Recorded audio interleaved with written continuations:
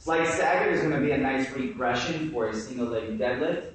So it's going to be the same sort of setup. The only difference between a slight staggered and a single leg, which would be, of course, progression, we won't pick that back foot off of the ground. So if we are doing a slight staggered, we want to keep that foot just about where the back heel is, or a couple inches behind it, whereas a single leg will pick that foot off. Now, there's a couple different things we need to be focusing on. It's the same for both of them. We need to focus on first foot. We get tripods, from big toe heel, and then the pinky toe. Even weight distribution through those 3 points. And you're going to find it's going to waver a little bit. That's how we're going to build up stability in the knee and the foot.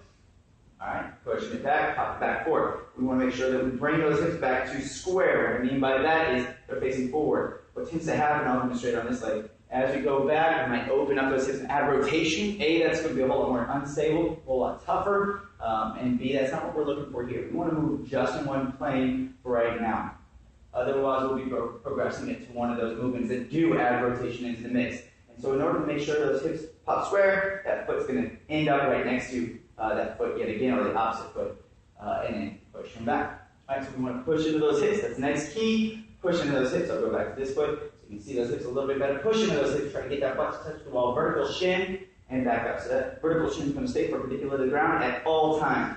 And then the last thing, of course, aside from knee and hip stability, which we briefly addressed, we also want to be focusing on right here in the hips and low back. That's another reason why we may have included it. We want to make sure that we stiffen up more in the low back and loosen up more in the hips. All right, so even though we have weak hips, they may be too loose. All right, but not necessarily one and the same. Strong hips may still be weak. It's not usual, but it's possible.